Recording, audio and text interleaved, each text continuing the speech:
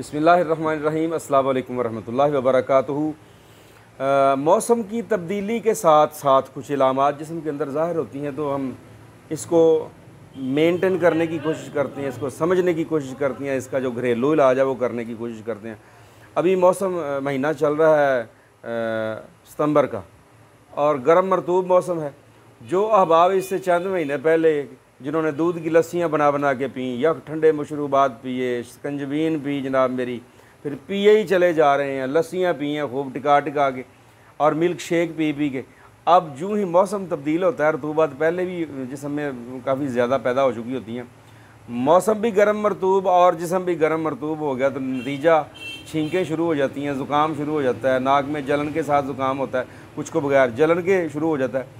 तो नज़रिया मुफ़रद अज़ा के उसूल के तहत ये जो अभी मौसम शुरू है ना, अगर आप इस मौसम में वो जो दूध पत्तियाँ पीते ना, तेज़ गाढ़ी दूध पत्ती, वो नहीं, पत्ती का कहवा बना के पानी लें 2 कप, उसमें 2-3 सब्ज़ इलायचियाँ, 1 टुकड़ा दालचीनी का डालें, उसको बॉयल करके आग बंद करें, उसमें 1 टीस्पून चाय की काली पत्ती या पेशावरी कहवा, वो भी चाय की पत्तियाँ ही होती हैं, ये बात जहन में रखें, उनको डाला, दम दे दिया, थोड़ी देर बाद कप भरें, उसमें नींबू थोड़ा सा उसका स्लाइस डाल लें या निचोड़ लें जैसा आपको पसंद है, उसमें शहद डालें या गुड़ डालें या चीनी डालें, आपका मिजाज, दिन में 2 बार पी लिया करें। ये ज़ुकाम नहीं होगा, थकावट नहीं होगी, दर्द नहीं होगा, छींकें नहीं आएंगी, आप फ्रेश रहेंगे। अगर ये कर लें तो बेहतर, अगर नहीं करना तो फिर आइए दवाई की तरफ भी आते हैं। नज़रिया मुफ़रद अज़ा की एक दवाई है, उसका नाम है उज़लाती असाबी शदीद, यानी उसको हम शदीद नंबर 2 के नाम से भी याद करते हैं। ठीक है, उसका नुस्खा मैं लिख के आपको दिखला भी देता हूँ। उसमें 3 चीज़ें हैं। एक तो है करंजवा, बीज से होते हैं सब्ज़ी माइल, ये पंसारी से मिलेंगी आपको सारी चीज़ें।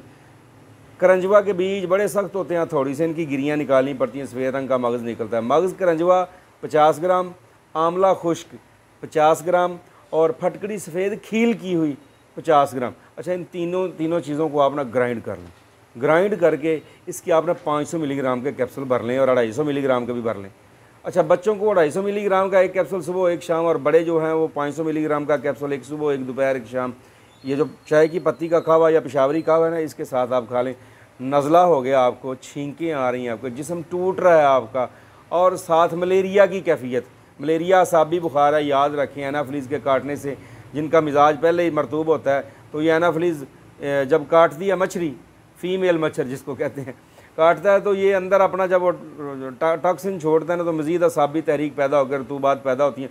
उन रतूबात को जलाने के लिए जो तबीयत मुदब्बरा है आपकी, जो आपकी जिस्म की तदबीर करने वाली क़ुव्वत अल्लाह ने रखी हुई है, ये वाइब्रेशन पैदा कर देते, जिसको हम कहते हैं कमनी लग गई है, कपकपी शुरू हो गई है बड़ी शदीद, और 2 रज़ाइयाँ ऊपर 2 नीचे देने से भी कपकपी ख़त्म नहीं, तो कपकपी तब ख़त्म होगी जब वाइब्रेट कर कर कर कर के आपके जिस्म में हरारत पैदा हो जाएगी और वो रतूबात जलना शुरू हो जाएंगी, वो तल्फ़ होना शुरू हो जाएंगी, आपका बुखार उतर जाएगा, पसीना आ गया, बुखार उतर गया।